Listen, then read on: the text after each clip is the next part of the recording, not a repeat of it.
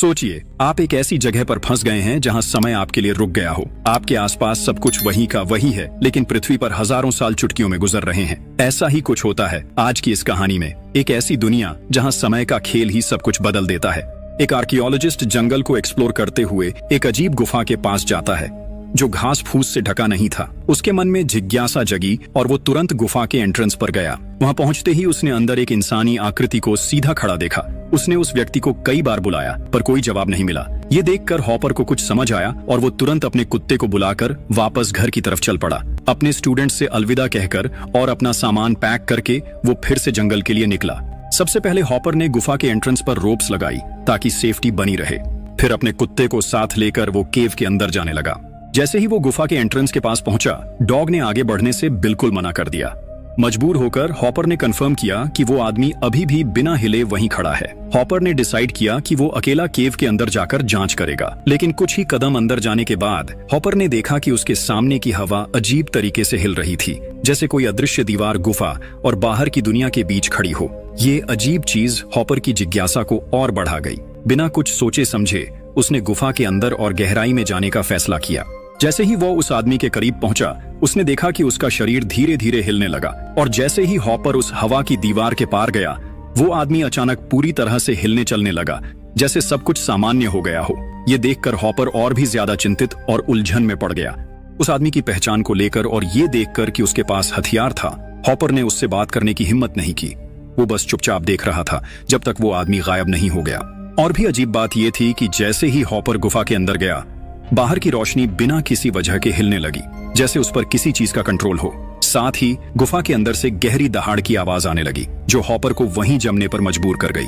उसका सांस लेना तक मुश्किल हो गया। तभी दहाड़ के बाद इंसानी चीखें सुनाई दी। ये सुनते ही हॉपर को समझ आया कि ये जगह बेहद खतरनाक है। डर से कांपते हुए उसने बिना पीछे देखे बाहर की तरफ भागने का फैसला किया।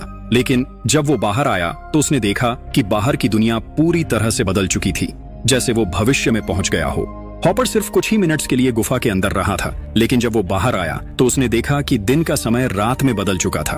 और सबसे अजीब बात ये थी कि जो डॉग एंट्रेंस पर होना चाहिए था वो वहां से गायब था। एक छोटी सी तसल्ली ये थी कि उसकी कार वहीं अपनी जगह पर थी, लेकिन जैसे ही वो करीब गया उसने देखा कि कार पूरी तरह से झाड़ियों से ढक चुकी थी और अब स्टार्ट होने का नाम नहीं ले रही थी। शुरू में हॉपर को लगा कि कोई उसके साथ मजाक कर रहा है, लेकिन जब उसने अपना आईडी कार्ड देखा जो ऑक्सीडेशन की वजह से पीला पड़ चुका था, तब उसे समझ आया कि मामला सीरियस है। फिर भी उसके पास इस सब के बारे में सोचने का समय नहीं था। उसका बस एक ही ख्याल था, इस अजीब और डरावनी जगह से जितनी जल्दी हो सके निकल जाना। अचानक हॉपर की नजर एक गाड़ी पर पड़ी जो रास्ते में खड़ी थी। उसने जोर से आवाज लगाई, लेकिन कोई जवाब नहीं मिला। मजबूरी में उसने सोचा कि अपनी कार के लिए बैटरी उस गाड़ी से ले ले, पर जैसे ही उसने गाड़ी को चेक किया, उसका दिल एक बार फिर थम गया। वो गाड़ी सालों से वहीं छोड़ी गई थी। हॉपर को अच्छी तरह याद था कि जब वो यहाँ पहली बार आया था तो उस जगह कोई गाड़ी नहीं थी। जब वो इस बात पर सोच ही रहा था, तभी उसकी नजर कार के अंदर पड़े एक पुराने बैकपैक पर गई। वो बैकपैक उसके स्टूडेंट टेलर का था। हॉपर ने हर तरफ टेलर को पुकारा, लेकिन कोई जवाब नहीं मिला। अब वो घबरा गया था। एक ही संभावना थी, टेलर भी उस गुफा के अंदर चला गया था। अपने स्टूडेंट की सेफ्टी के लिए हॉपर ने वापस गुफा के अंदर जाने का फैसला किया। जो बात हॉपर को नहीं पता थी वो ये थी कि जब उसने पहली बार उस हवा की दीवार को पार किया, तभी बाहर 3 दिन गुजर चुके थे। हॉपर के अचानक गायब होने से टेलर समझ गया कि उसके साथ कुछ गलत हुआ है। टेलर ने अपने 4 दोस्तों को इकट्ठा किया और पहाड़ों में हॉपर को ढूंढने निकल पड़ा। रास्ते में उन्हें हॉपर की कार तो नहीं मिली, लेकिन एक छोड़े गए बस के अंदर हॉपर के बचपन की एक फैमिली फोटो जरूर मिली। टेलर को लगा कि हॉपर अकेला अपने परिवार को ढूंढने के लिए इन पहाड़ियों में आया होगा, जो सालों पहले यहाँ से रहस्यमय तरीके से गायब हो गया था। इसका मतलब था कि हॉपर कहीं आसपास ही होगा, लेकिन अब तक उन्हें उसका कोई भी निशान नहीं मिला था।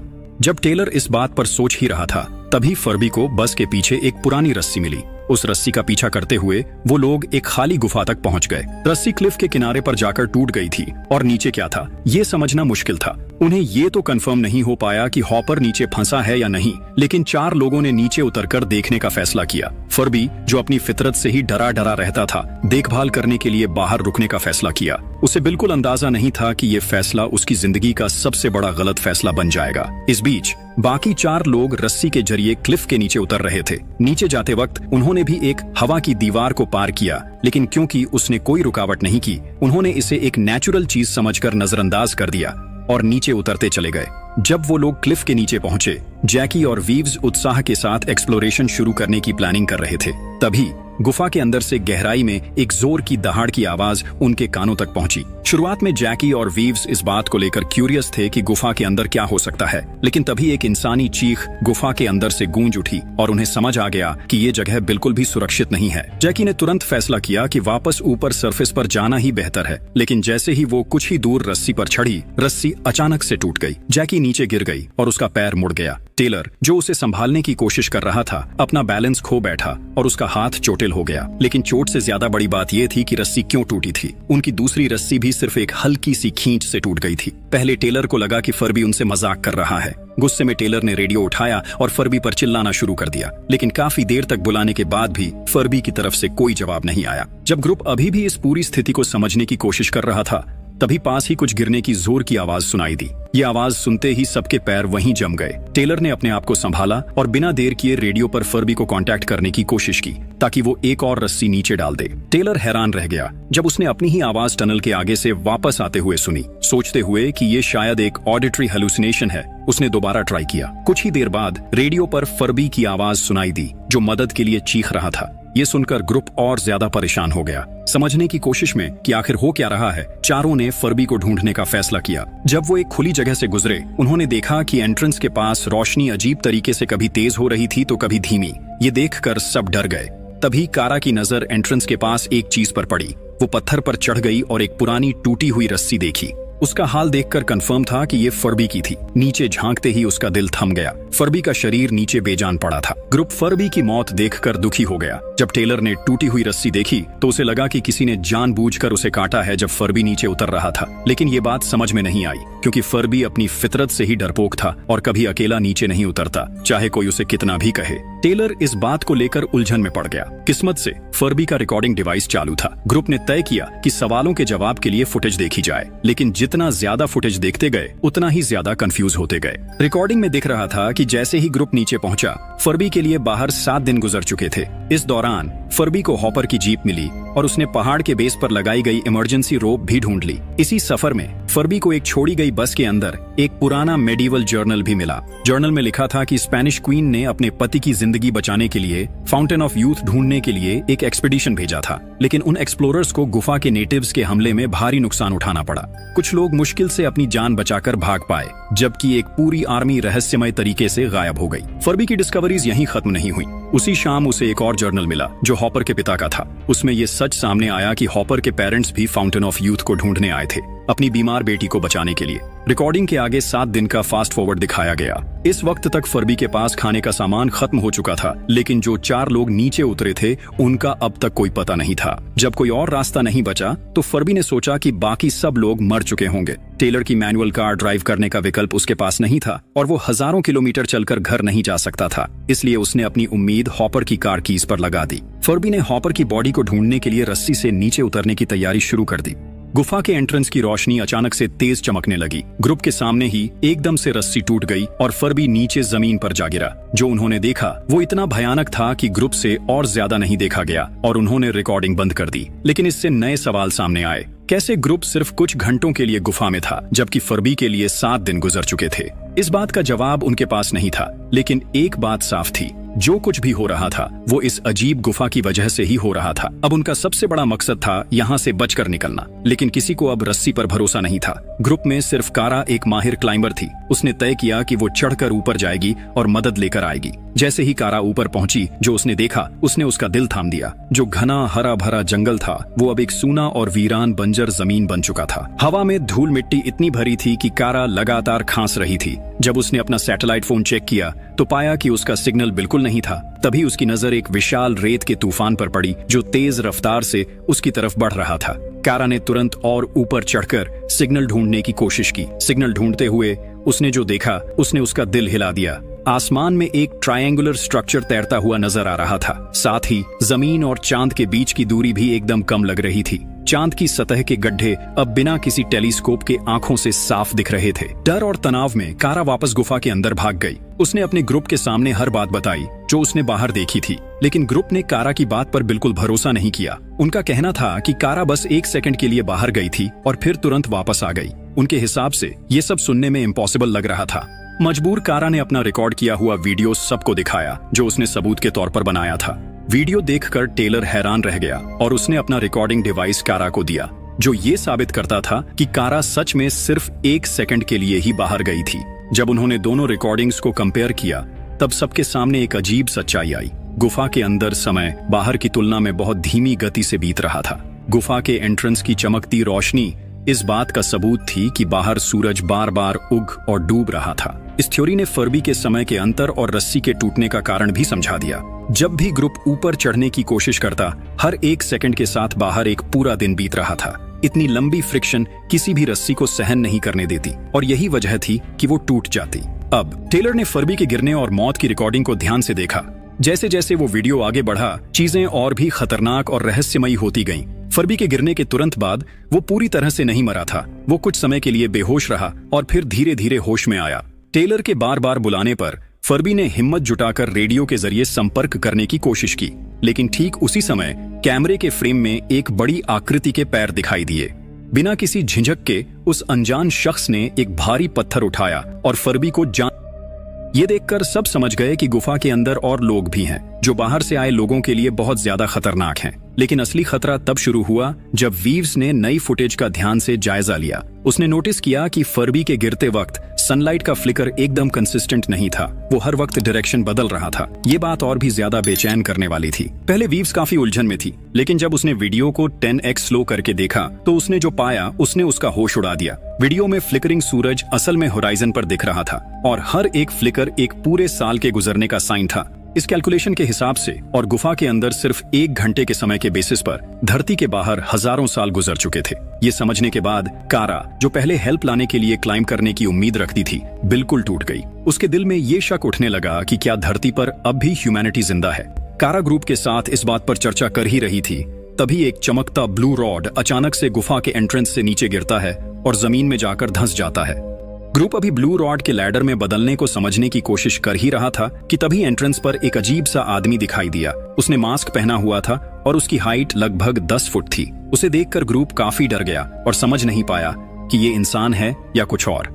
वो आदमी बस चुपचाप उन्हें देख रहा था, बिना कुछ बोले। सब लोग एकदम डर गए। तभी पीछे से एक जंगली आदमी उस पर हमला कर देता है, लेकिन अपनी बड़ी साइज और अलग टेक्नोलॉजी का इस्तेमाल करके उस आदमी ने उसे आसानी से हरा दिया और जमीन पर दबा दिया। उस आदमी को हराने के बाद जायंट ने ग्रुप की तरफ देखा, लेकिन अब भी कुछ नहीं बोला। ये देखकर ग्रुप और ज्यादा घबरा गया। टेलर को समझ नहीं आया कि जायंट उनका दोस्त है या दुश्मन, इसलिए ग्रुप ने वहां से भाग जाना ही बेहतर समझा। लेकिन उन्हें ये नहीं पता था कि असली खतरा गुफा के और अंदर छुपा है। एक पत्थर वाली सुरंग को पार करके ग्रुप एक खुली जगह पहुंच गया, लेकिन उनका सुकून सिर्फ एक पल का था, क्योंकि अगला मंजर देखकर उनका दिल कांप गया। जब उन्होंने जमीन पर एक ताजा शरीर देखा तो उनका दिल थम गया। वो शरीर अभी तक गर्म था, जैसे उसकी मौत सिर्फ 2 मिनट पहले ही हुई हो। जैकी ने उसका चेहरा देखा और तुरंत पहचान लिया। वो हॉपर की माँ थी, जो 40 साल से गायब थी। उसके पास ही हॉपर के पिता का शरीर भी पड़ा था। ग्रुप इस बात को समझने की कोशिश कर रहा था कि उन दोनों की मौत कैसे हुई। तभी उनकी नजर एक ग्रुप जंगली इंसानों पर पड़ी,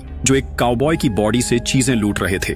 टेलर ने तुरंत समझ लिया कि ये वही लोग हो सकते हैं जिन्होंने फर्बी को मारा था। टेलर ने धीरे से ग्रुप को कहा कि चुपचाप एक और टनल के रास्ते निकल जाएं। लेकिन तभी उन आदिवासियों में से एक की नजर उन पर पड़ गई।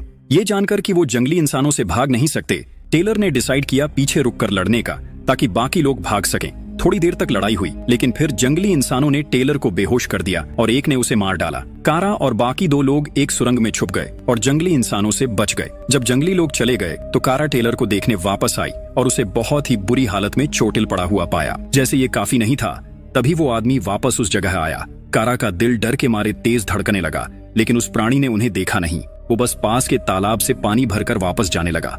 कारा के आंसू देखकर जायंट अचानक रुक गया और उनकी तरफ चल पड़ा। उसने प्रोटेस्ट कर रही कारा को धीरे से साइड किया और टेलर के बेजान बदन को उठा लिया। जायंट ने टेलर को पानी के तालाब में ले जाकर डुबो दिया। कारा कंफ्यूज थी और उसे लगा कि जायंट टेलर को नुकसान पहुंचा रहा है। वो उसे रोकने के लिए आगे बढ़ी। जायंट ने उसकी घबराहट देखकर अपने हाथों से जेस्चर किया, जैसे कह रहा हो कि सब ठीक है, शांत रहो। लेकिन तभी जंगली इंसान वापस आ गए। हाथों में मशाल ली, उन्होंने धमकाना शुरू कर दिया कि यहाँ से चले जाओ। जायंट ने उनकी धमकियों को अनदेखा कर दिया और एक जंगली इंसान को एक जोर का मुक्का मारा। उसी वक्त टेलर अचानक से होश में आ गया, लेकिन टेलर को यह नहीं पता था कि जायंट ने उसकी जिंदगी बचाई थी। जायंट को जंगली इंसान के साथ टकराते देख टेलर ने सोचा कि यह सही वक्त है भाग जाने का, जब तक वो एक दूसरे से लड़ रहे हैं। लेकिन इस झगड़े के बीच एक जंगली इंसान ने गलती से जायंट का मास्क फाड़ दिया। मास्क उतरते ही जायंट का सांस लेना मुश्किल हो गया, क्योंकि वो धरती की हवा में सांस नहीं ले सकता था।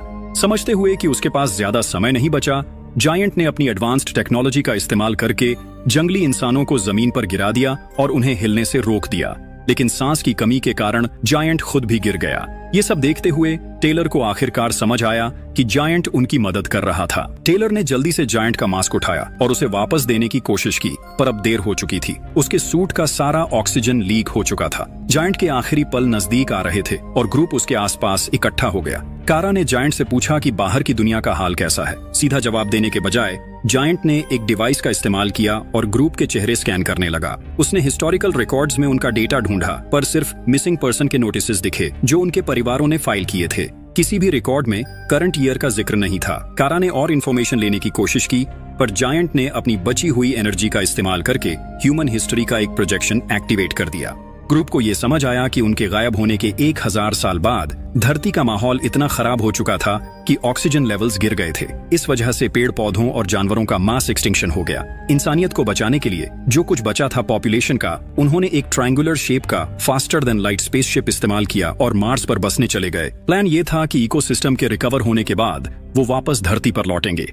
ये सच्चाई जानकर टेलर और उसका ग्रुप समझ गया कि अब उनका कनेक्शन ह्यूमन सिविलाइजेशन के साथ पूरी तरह टूट चुका है। अगर वो किसी तरह सरफेस तक पहुंच भी जाते तो भी उनका पुराना जीवन कभी वापस नहीं आएगा। टेलर के हाथ एक छोटी सी उम्मीद लगी जब उसे हॉपर का छोड़ा हुआ बैकपैक मिला। उसे याद आया कि वो गुफा के अंदर क्यों आए थे। टेलर ने डिसाइड किया कि अब हॉपर को ढूंढना और अगले कदम की योजना बनाना उनके लिए सबसे जरूरी है। तैयार रहने के लिए उसने काउबॉय की बॉडी से एक पुराना रिवॉल्वर उठाया और गुफा के अंदर और गहराई में चला गया। एक जगह पर रास्ता 2 हिस्सों में बंट गया। वहीं टेलर ने जमीन पर ग्लो स्टिक्स से बना एक रास्ता देखा। उसने ये मान लिया कि हॉपर ने ये किया होगा। ये स्टिक्स इसलिए छोड़ी होंगी ताकि वो रास्ता न भूल जाए। स्टिक्स को फॉलो करते हुए टेलर एक जगह पहुंचा जहां उसने एक आदिवासी को देखा। वो अपनी गुजरती हुई माँ के लिए लेदर का एक पानी का पाउच ले जा रहा था। टेलर ने आसपास देखा और वहां जंगली इंसानों की कई बॉडीज पड़ी थीं, सब के सब गोली के जख्मों के साथ। ये साफ था कि हॉपर ने इन जंगली इंसानों के साथ लड़ाई की थी और लग रहा था कि वो अभी जिंदा है। टेलर ने उस जंगली इंसान को नजरअंदाज किया और गुफा के अंदर आगे बढ़ गया। थोड़ी दूर जाने के बाद टेलर एक कोने पर पहुंचा जहां उसने हॉपर को बेजान पड़ा देखा। टेलर कितना भी चिल्लाता रहा, हॉपर ने कोई प्रतिक्रिया नहीं दी। वो किसी चीज पर घूर रहा था। टेलर ने जिज्ञासा में ऊपर देखा और जो देखा उससे उसके होश उड़ गए। एक नीला बैरियर रास्ते को ब्लॉक कर रहा था और उसके पीछे एक गुफा दिख रही थी। बैरियर के पार उसने एक जंगली इंसान को देखा जो एक छोटी लड़की के पीछे भाग रहा था। हॉपर ने टेलर के कंफ्यूज्ड चेहरे को देखते ही समझाया, वो लड़की मेरी बहन है। उसने बताया कि गुफा के अंदर वक्त बहुत धीरे चलता है। वो जगह जिसमें वो थे बाहर से देखने पर बिल्कुल फ्रोजन लग रही थी, जैसे समय वहीं रुक गया हो। हॉपर ने बताया कि ये तो बस शुरुआत थी, असली राज तो उस गुफा के अंदर था। गुफा के अंदर एक अजीब नजारा दिख रहा था। कुछ मेडिवल के सैनिक जंगली इंसानों के एक झुंड के साथ लड़ाई कर रहे थे। ये शायद स्पेनिश क्वीन की खोई हुई सैनिक फोर्स के लोग थे। बाहर दुनिया में सदियां बीत चुकी थीं, लेकिन गुफा के अंदर ये लड़ाई अभी शुरू ही हुई थी। गॉर्ज के अंदर समय इतना धीरे बहता था कि उसे समझना मुश्किल था। टेलर हॉपर की बहन को बचाने के लिए उस बैरियर की तरफ बढ़ने लगा, लेकिन हॉपर ने उसे तुरंत रोक दिया। हॉपर ने टेलर को वार्न किया कि अगर वो एक पल के लिए भी उस गुफा के अंदर गया तो जब तक वो वापस आएगा बाकी सब लोग मर चुके होंगे। उनके पास एक ही ऑप्शन था, जितनी जल्दी हो सके गुफा से बाहर निकल जाना। टेलर ने हिचकिचाहट में हॉपर की बात मान ली और उसे वहां से निकालने की कोशिश की, लेकिन हॉपर के सीने में एक भाला घुसा हुआ था जो उसे हिलने भी नहीं दे रहा था। उसी वक्त लड़की ने जो जादुई पानी जंगली इंसान पर डाला था, उसकी वजह से वो एक एक करके उठने लगे। अब ये तय था कि अगर कुछ नहीं किया गया तो उनमें से कोई भी जिंदा नहीं बचेगा। हॉपर ने हालात को समझते हुए टेलर से रिवॉल्वर मांगी और कहा कि वो अपनी बची हुई स्ट्रेंथ का इस्तेमाल करेगा ताकि बाकी सबको एस्केप करने का वक्त मिल सके।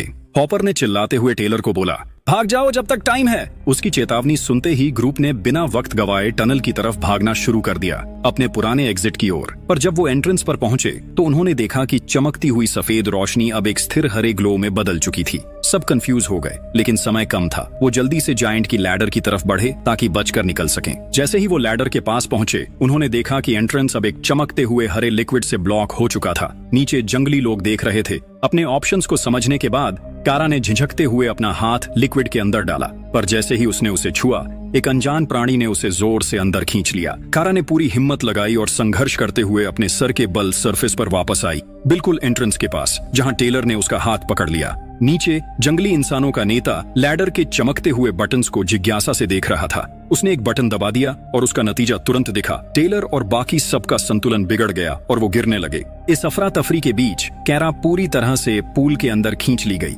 लेकिन अजीब बात यह थी कि पूल के अंदर जो क्रीचर था, उसने कैरा को नुकसान पहुंचाने के बजाय उसके चेहरे पर एक ऑक्सीजन मास्क लगा दिया। कैरा के नजरिए से देखा जाए तो टेलर और बाकी लोग एकदम जमे हुए दिख रहे थे, जैसे समय ही रुक गया हो। तभी 3 इलेक्ट्रॉनिक टेंटिकल्स पूल से निकले और बिजली की गति से गुफा के अंदर बढ़ने लगे।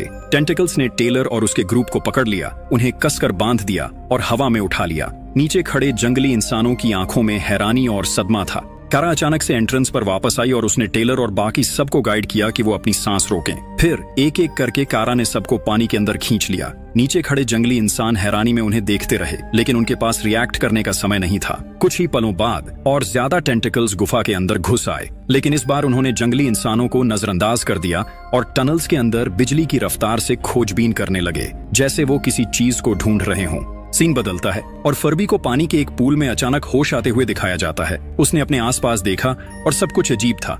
उसके सामने एक विंडो से धरती छोटी होती हुई दिखाई दे रही थी, जैसे वो स्पेस में जा रहा हो। फर्बी समझने की कोशिश कर ही रहा था कि वो क्या देख रहा है, तभी हॉपर अचानक पानी से बाहर निकला। दोनों एक दूसरे को देखकर हैरान थे, लेकिन कुछ बोलने का मौका मिले उससे पहले टेलर और बाकी लोग भी वहां आ गए। उन्होंने नए यूनिफॉर्म्स पहने हुए थे। हॉपर के माता पिता और उसकी बहन को भी जादुई पानी के जरिए बचा लिया।